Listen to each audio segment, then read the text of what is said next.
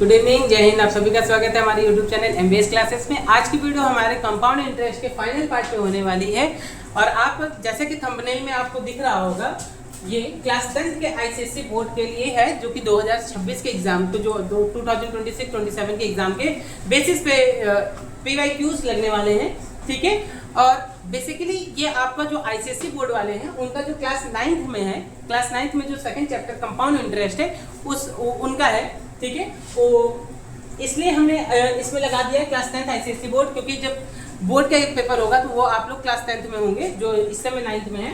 ठीक है, तो आप इसमें कंफ्यूज नहीं होइएगा कि इसमें क्लास 10th में आईसीएसई लिखा हुआ है।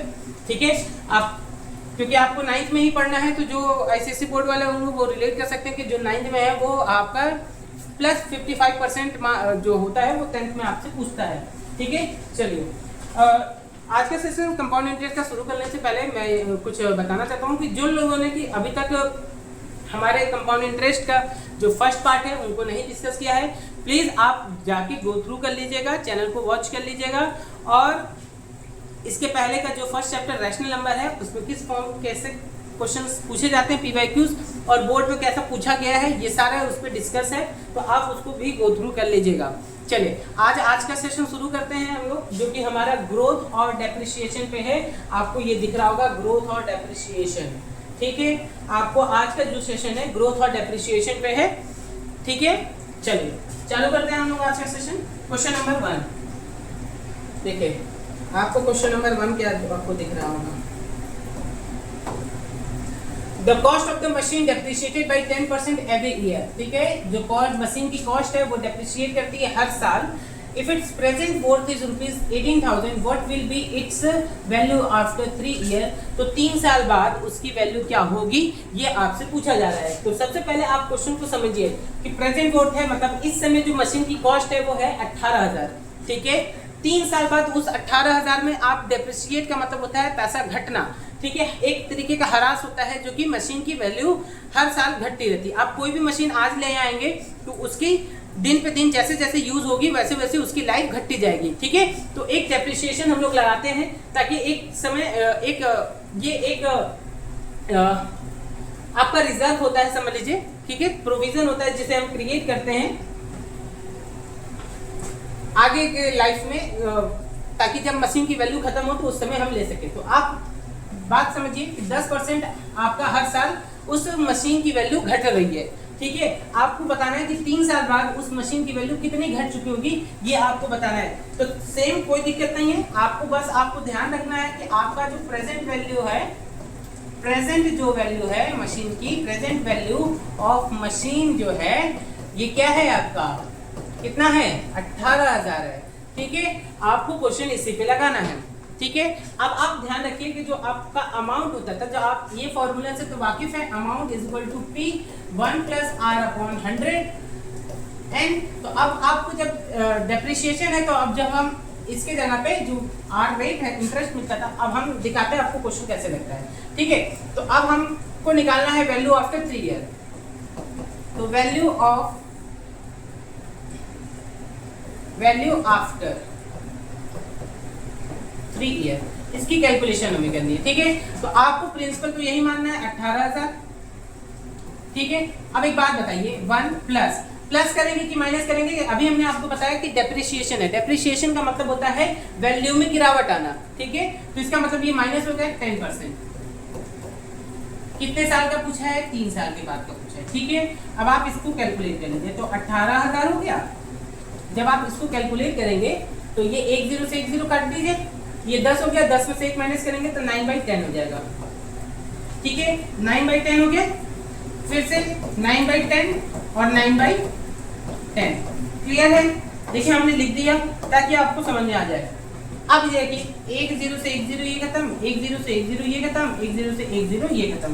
आपके पास क्या दिख रहा है, 18 9 9 और 9। जब आप इसको कैलकुलेट करते हैं तो आपका आता है 13 1 2 2, इतना आ जाएगा।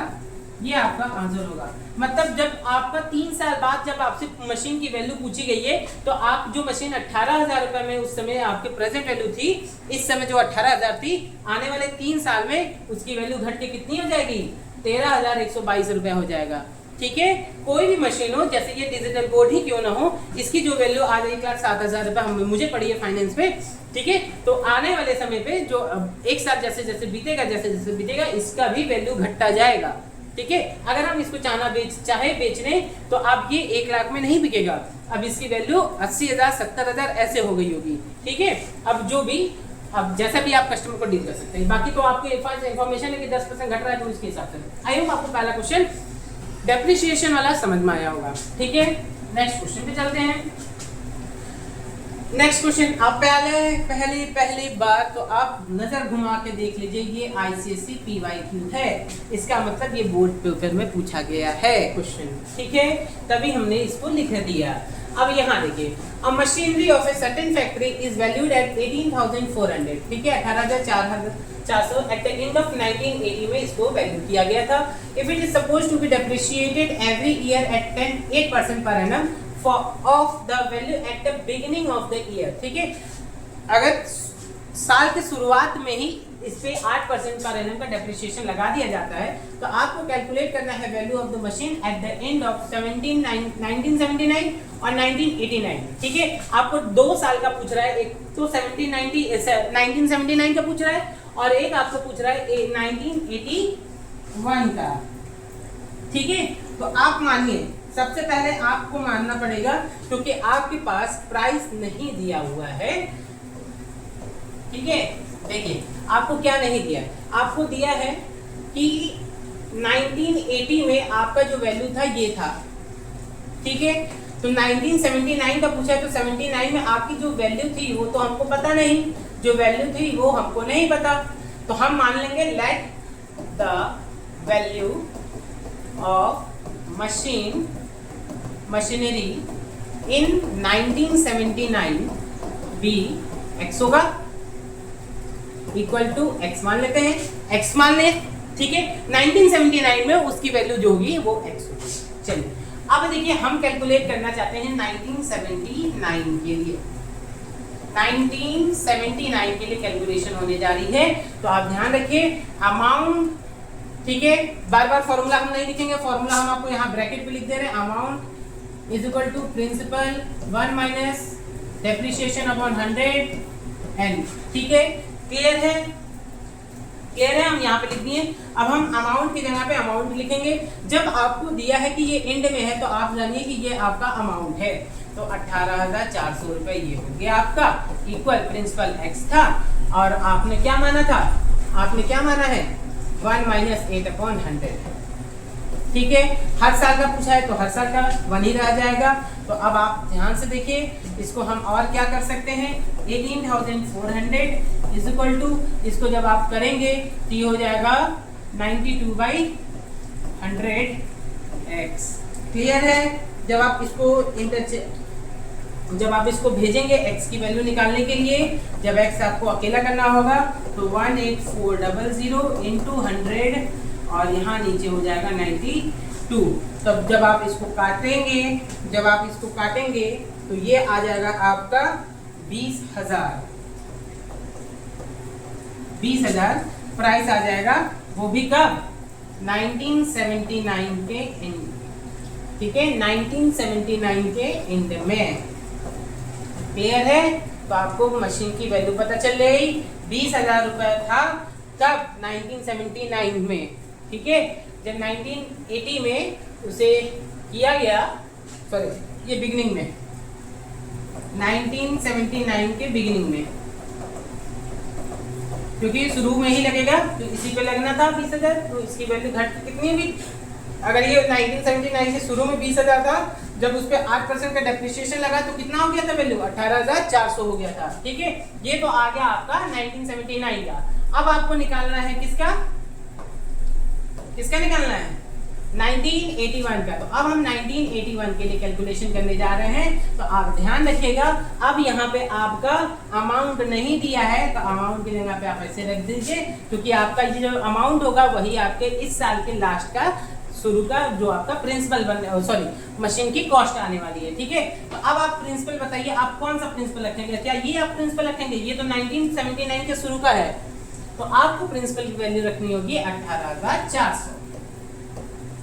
क्लियर है? कितना रखेंगे आप? 18,400। अब एक बात बताइए, 1 माइनस डी हमने आपको बताया 8/100, ये भी एक ही साल का है तो एक। तो अब आप बताइए, ये 18,400 हो गया, इसको अगर आप काटते हैं तो 92/100 होता है ना। अब इस 00 से 00 आप काट दीजिए, आपके पास क्या बचा? 184 बचा, और यहाँ पे आपको 92 बचा। इनका मल्टीप्लाई कर दीजिए, इनका मल्टीप्लाई आप जब करेंगे तो 16928 आपकी वैल्यू आ जाएगी, जो कि आपका कितने का है? 1981 के स्टार्टिंग का वैल्यू हो जाएगा कॉस्ट का मशीन। आई होप आपको ये क्वेश्चन समझ में आया होगा, क्योंकि आप ध्यान से रखिएगा, ये ICSE PYQs है। ठीक है, बार बार बोल रहे हैं कि अगर ये पूछा गया है तो हो सकता है कि इसके बेसिस पे ही क्वेश्चन और भी पूछ सकता है। ठीक है, चलिए नेक्स्ट क्वेश्चन पे हम लोग चलते हैं। नेक्स्ट क्वेश्चन है हमारा question number 3। Neha started a business with an initial investment. Initial investment का मतलब होता है शुरुआती पैसा। इनिशियल का मतलब है तो शुरुआत में जो पैसा लगाया था, कितना लगाया था? 5 लाख रुपए इन्वेस्ट करती है। इन 1 year she incurred a loss.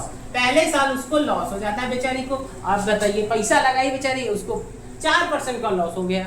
अब बताइए, and in second and third year she incurred a profit of 5%, 10%। अरे वाह, बल्ले बल्ले हो गया, 5%, 10% उसको मिल गया दूसरे तीसरे साल में। कोई बात नहीं, हो सकता है भाई, कहीं भी इन्वेस्टमेंट करेंगे, कोई भी चीज आप शुरू करेंगे तो जरूरी नहीं है कि आप पहले साल में ही प्रॉफिट हो जाए। हो सकता है भाई पहले साल में आपको लॉस हो जाए, आगे आने वाले साल में आपको प्रॉफिट हो जाए, क्योंकि कोई भी बिजनेस स्टार्ट करने पे हो सकता है लॉस प्रॉफिट कोई ठीक नहीं होता, बिजनेस ऐसा चल जाए। तो पहले इसको लॉस होता है 4%, दूसरे तीसरे साल में इसको प्रॉफिट हो जाता है 5%, 10% का। ये देखिए सक्सेसिव है, एक ही साथ 1 - 1 है, 2 बार प्लस हो जाएगा। Find the net profit of the entire 3 year. तीनों साल का नेट प्रॉफिट आपको बताना है। तो आप सबसे पहले बात जानिए कि हमको निकालना होगा क्या चीज? अमाउंट। क्या चीज निकालना होगा? अमाउंट। अमाउंट आएगा तो भैया वही तो लास्ट में आएगा ना आपका पैसा। तो चलिए निकालते हैं। Amount is equal to P1 plus, sorry पहले में लॉस है ना, तो 1 minus R, 1 minus loss upon 100, 1 plus profit upon 100, 1 plus profit upon 100। Clear है ये बात? अब जब आपको ये बात क्लियर है तो हम आपके जगह पे अगर होते तो हम इसको लिख लेते हैं 5 लाख, 5 लाख लिख लेते बच्चों, और ये लिखते हैं 1 माइनस लॉस कितना था? 4%, ये कर लेते हैं। और एक बार जब प्लस था तो 5% का, और एक बार 10% का प्लस था तो 10% का, ये प्लस हम कर लेते हैं। अब इसको जब हम सॉल्व करते हैं तो हमारे पास खुल के आता क्वेश्चन। क्या खुल के आता भैया? आपको अगर 100 में से 4 माइनस करोगे तो 96/100 बनेगा, इसका प्लस करोगे तो 105/100 बनेगा, और जब इसका आप प्लस करोगे तो 110/100 बनेगा। ठीक है, अब आप देखिए 1 0 से आप, हम कलर चेंज कर देते हैं। आप 1 0 से 1 0 इसको काट दीजिए, और 1 0 से 1 0 इसका काट दीजिए, 2 0 से ये 2 0 इसका काट दीजिए, 2 0 से ये 2 0 इसका काट दीजिए। जो आपके पास बच रहा है, वहां से बच रहा है 5, यहाँ से बच रहा है 96, यहाँ से बच रहा है 105, और यहाँ से बच रहा है 11। आपके पास यही कुछ बच रहा है।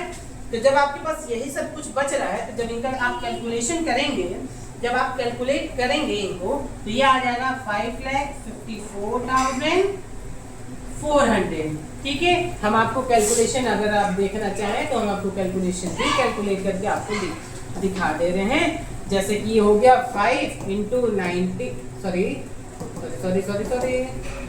5 × 96 × 105 × क्या 11।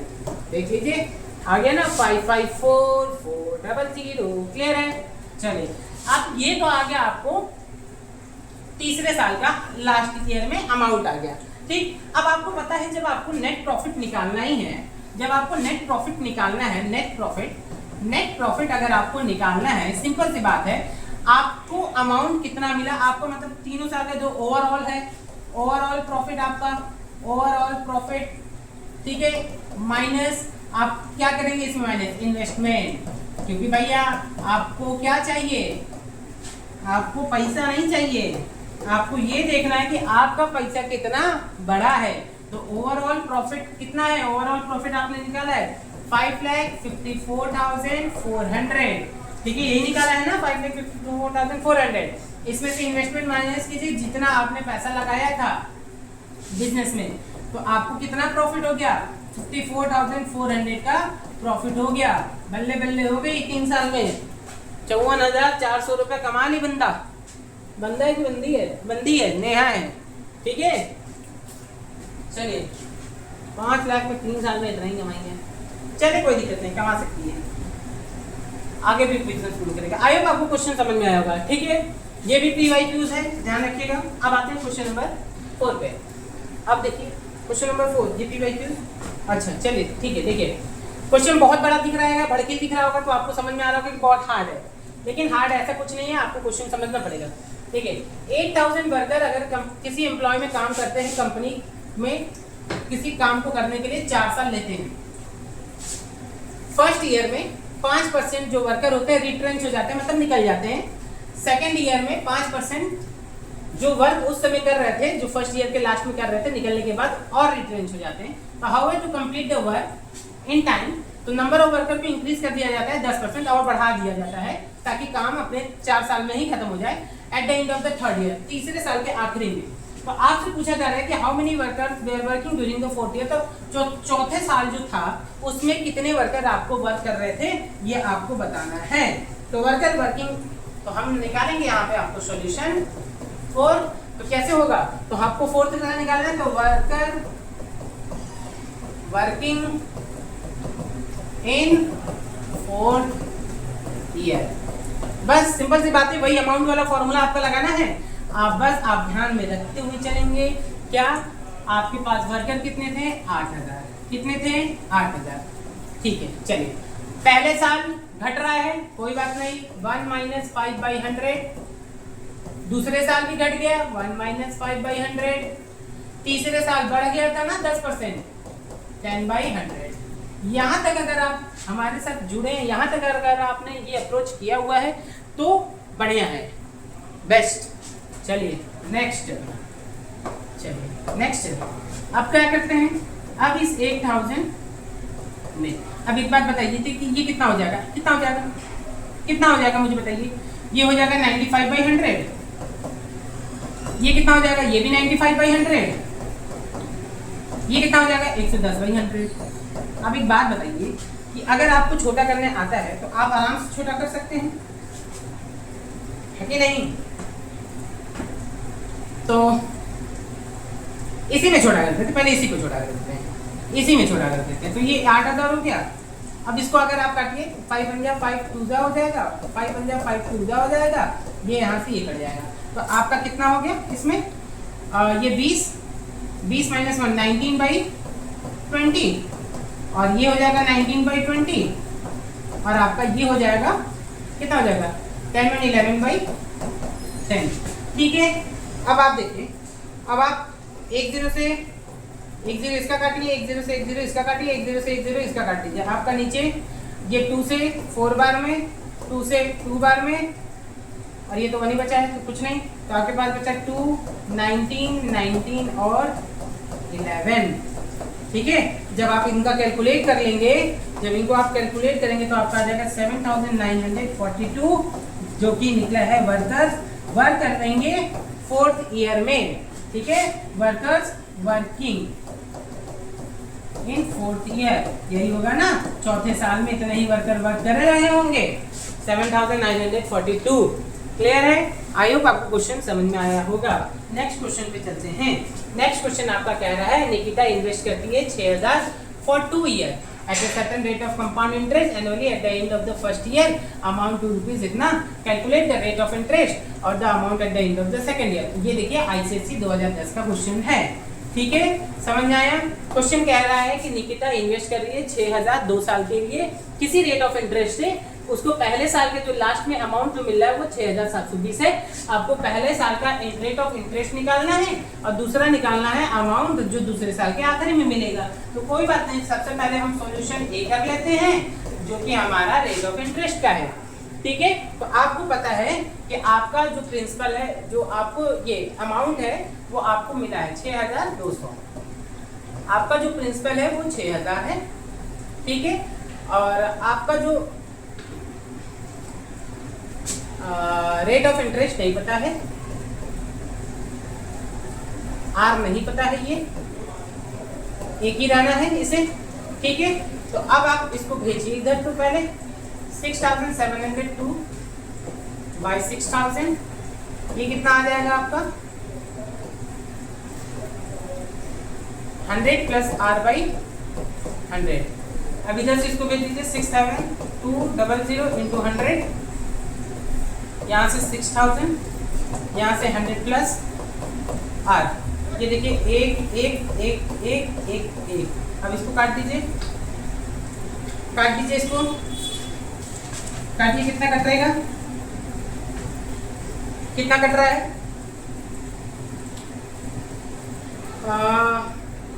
6 से कटेगा ना, ये कट जाएगा। 6 1 जा 6 1 जा 6 2 जा 0 जा, ये हो गया। क्लियर है।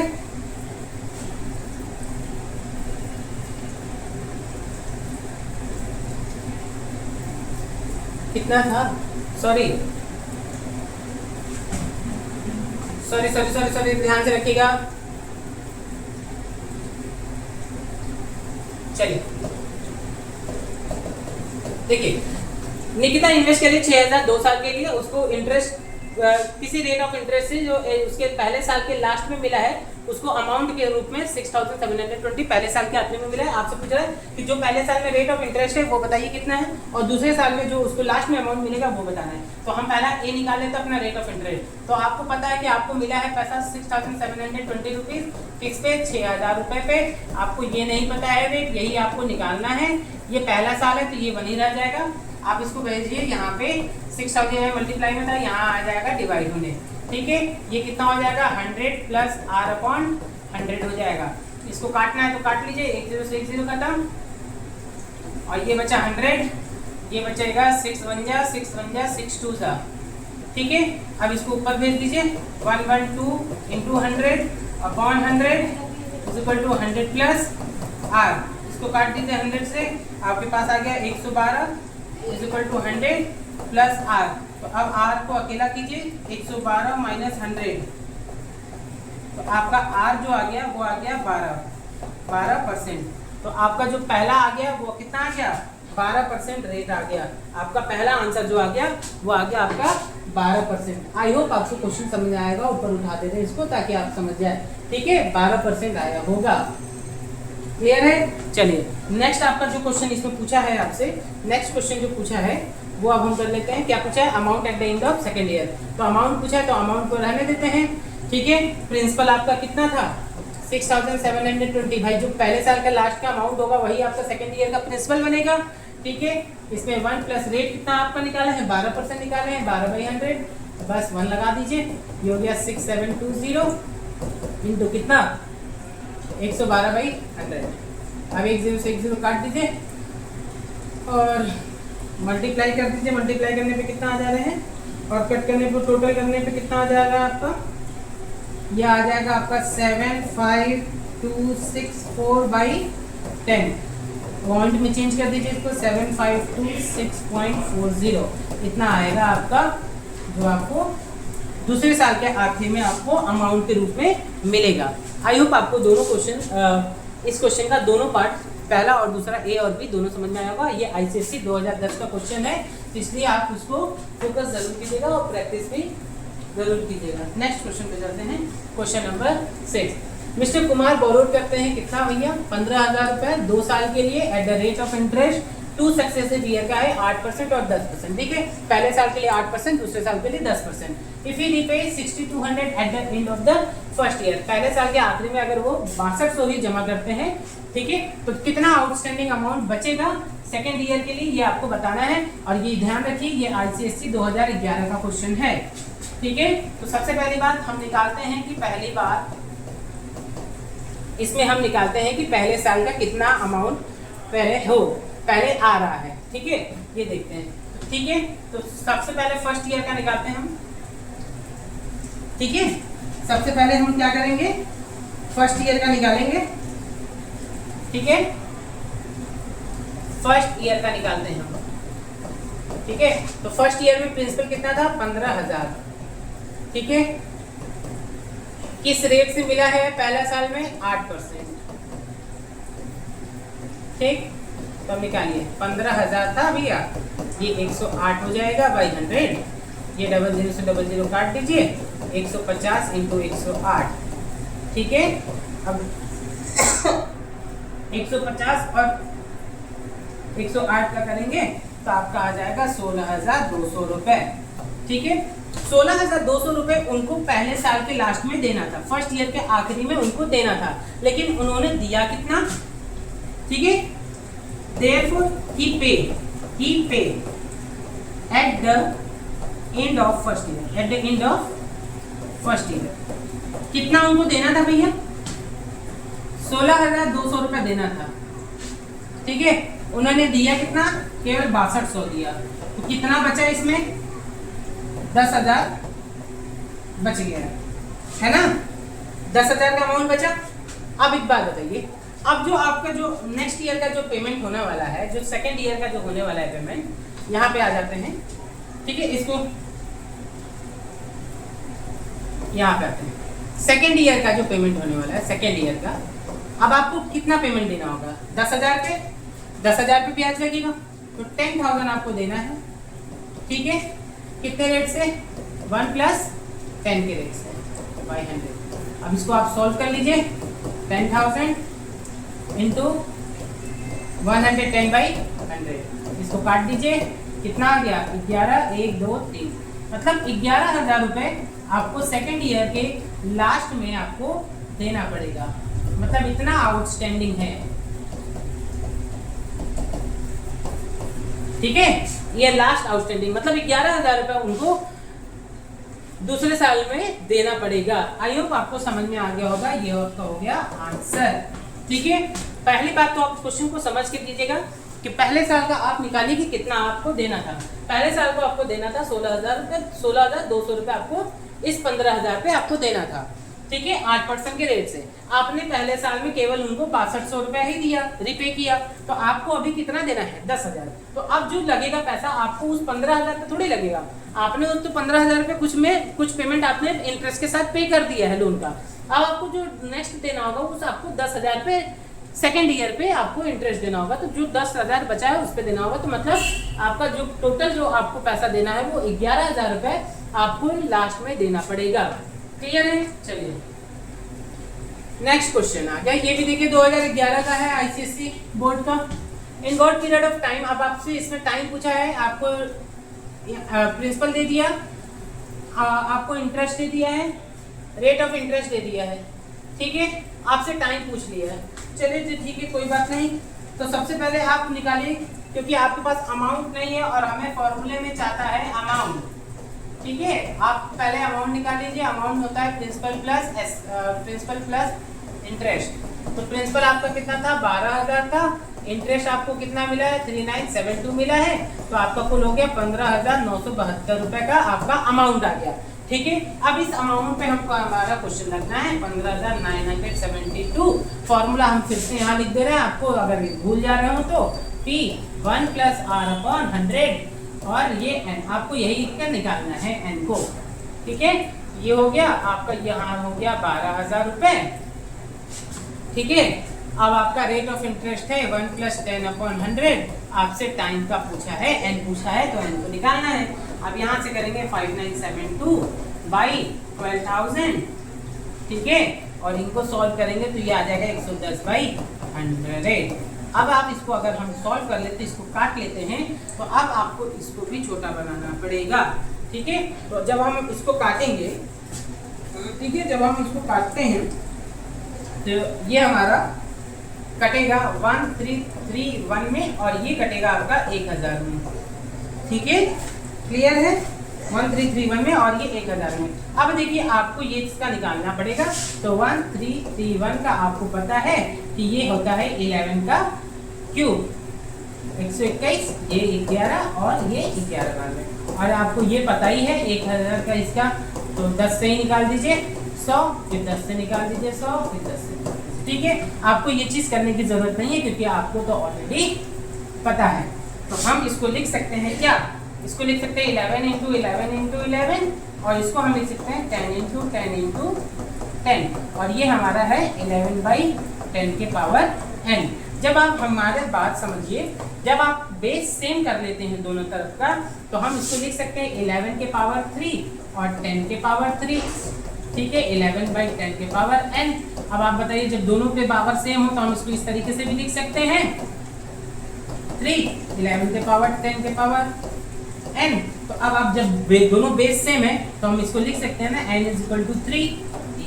काम खत्म, आपका आंसर आ गया। मतलब अगर किसी भी अमाउंट को 12, मान लीजिए अगर 12,000 रुपया अमाउंट आप किसी भी कंपाउंड इंटरेस्ट के हिसाब से इन्वेस्ट करते हैं 3 साल के लिए, तो आपको जो मिलेगा पैसा वो 15,972 रुपये आपको मिल जाएगा तीसरे साल के एंड में, अगर कंपाउंड इंटरेस्ट के हिसाब से कैलकुलेशन की जाती है तो। आई होप आपको क्वेश्चन सारे समझ में आए होंगे। ठीक है, ये थंबनेल आप पीछे देख सकते हैं। ठीक है, इसमें हमने रैशनल नंबर कंप्लीट कर लिए हैं, कंपाउंड इंटरेस्ट जो कि आज फाइनल था, कंपाउंड इंटरेस्ट भी कंप्लीट हो चुका है। तो क्लास 9 का 2 चैप्टर आपका पूरी तरीके से कंप्लीट फाइनल कर दिया गया है। अब इसके बाद जो हम लोग चलेंगे वो चलेगा अलजेब्रा। ठीक है, जिसमें एक्सपेंशन वाला चैप्टर है। ठीक है, उसको चलेंगे। ठीक है, आई होप आपको क्वेश्चन सारे समझ में आए होंगे। जिनको अभी भी डाउट है प्लीज़ आप कमेंट सेक्शन में उसको अपने डाउट को या अपने क्वेश्चन को भेज सकते हैं, और जो लोग अभी तक हमारे साथ नहीं जुड़े हैं वो हमारे साथ जुड़ जाएं। ऐसे ही इंटरेस्टिंग और इजी वे में हम पूरे टॉपिक्स को कवर कर लेंगे। मिलते हैं नेक्स्ट वीडियो में, तब तक के लिए जय हिंद एंड गुड बाय।